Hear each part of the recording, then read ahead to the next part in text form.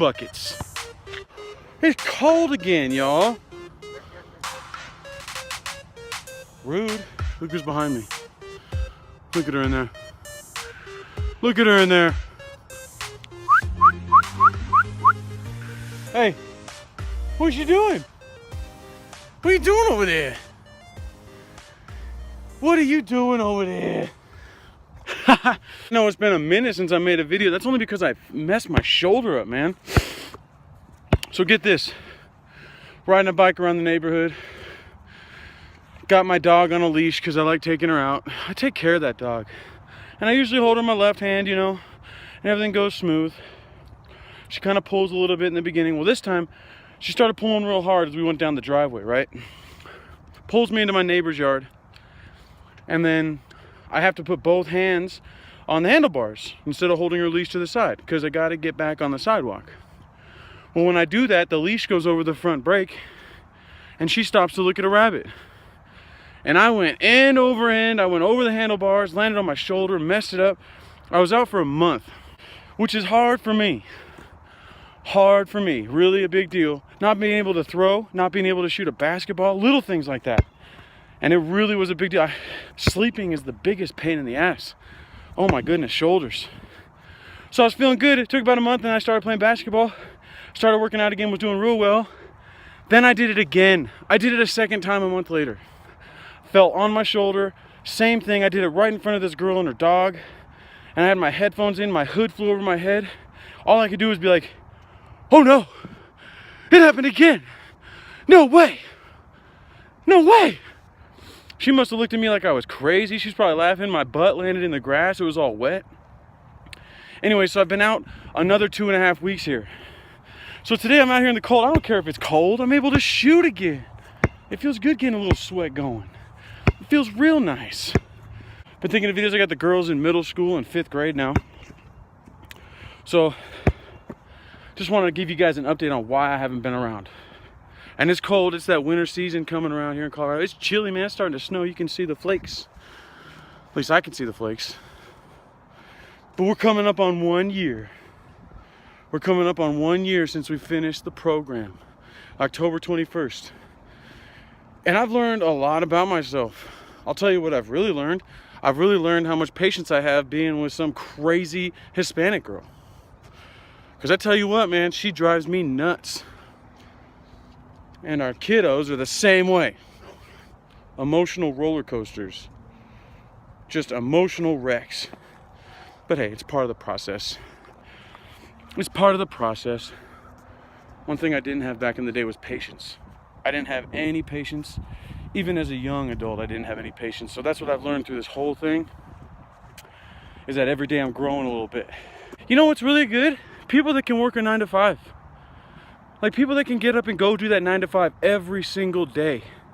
And put that work in and understand the value of a hard work day to provide for people that depend on you. I was thinking about that. That's one thing I didn't have when I was using and when I was falling and everything is I didn't have somebody that was relying on me. So I was real lucky. Unfortunately, there's a lot of people that have a parental figure, a mother, a father, brother, sister, aunt, uncle, whatever, that is relying on them for leadership and guidance. And I'm really lucky that I wasn't in that boat. I'm really lucky that I wasn't stuck with some young mind looking up and watching me fall and deteriorate. I love being able to influence young minds in a positive way. Just about the struggles of life from my point of view. Because they're going to have life hit them from all angles, and it's going to shape them and their view on the world. And I just want to be there as a buffer. I want to be there as a buffer to kind of keep them in line with good work ethic and discipline, and not being afraid to work hard and understand that a lot of things take time in life. Everybody wants things now, and it doesn't work that way.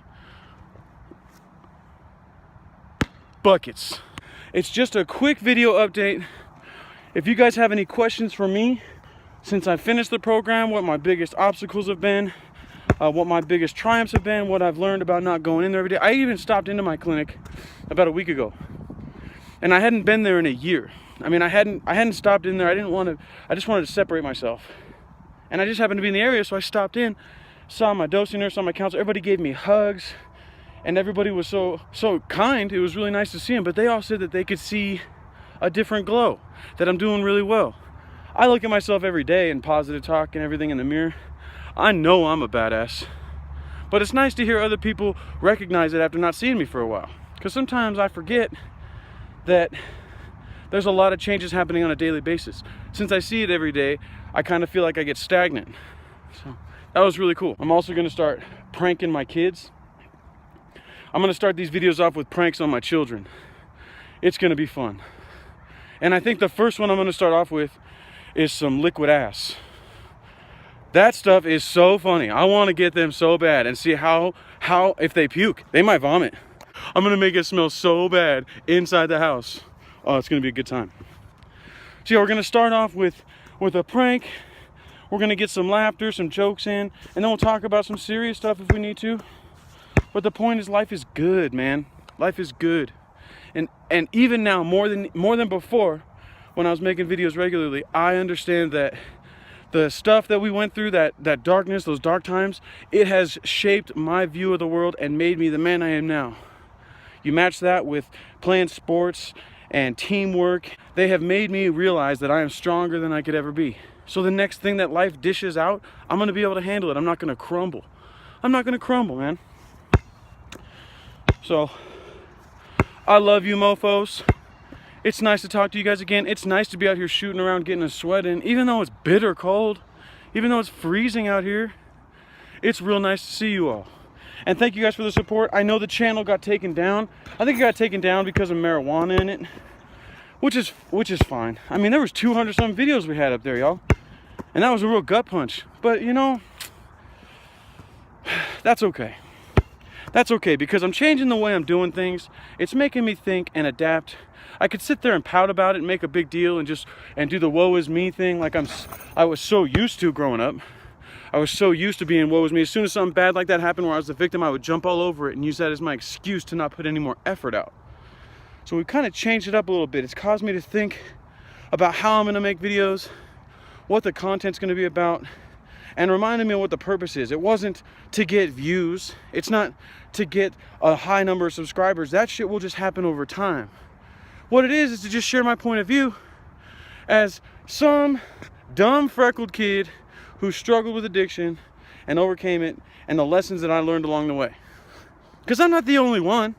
There's a lot of people that have struggled, and there's a lot of people that need to hear it from us, our points of view, the things that we experience. And it's not just mine. They don't need to just hear my point of view, but my point of view might be something that helps them start appreciating their point of view and their changes and their growth. So we're gonna do things that way. I love you all. I gotta get a workout in before my fingers freeze, though. I gotta do something. And I hope you guys have a great day. I am C-Rock'em Sock'em. This is still Recovery Central, because life is good. It might be dark and gloomy and everything. Like, look at them clouds. It looks dark. It looks really cold and everything. Nothing is as dark and as cold and as miserable as that rain cloud you have over your head all the time when you're going through that uphill battle of addiction. There's nothing more dark and cold than that. So this is like California sun weather. I can do this all day, and I can do this alone all day. I don't need to have validation from somebody next to me. I can handle being alone and having my own thoughts in my head now, whereas I used to let them run my whole mood. I couldn't be alone. The depression and all the dark thoughts and everything and all the negativity just flooded in, and I would latch onto it. I would latch onto it like a damn squid. I just boom, grab onto it, and I'd use that as a reason to not put any effort out or look at the hard road, but the best road. So I hope some of this makes sense. I'm cold, I'm shivering, and I gotta go get a sweat on. Let's go mess with the dog.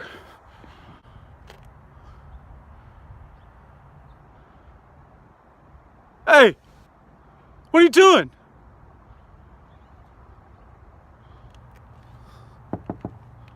Hi. High five. High five. What are you doing in there? Everybody wants to say hi to you. Say hi. Speak.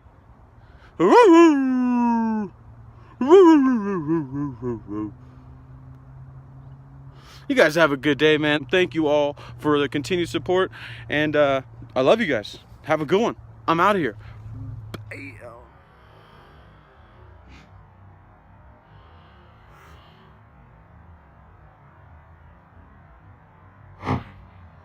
buckets.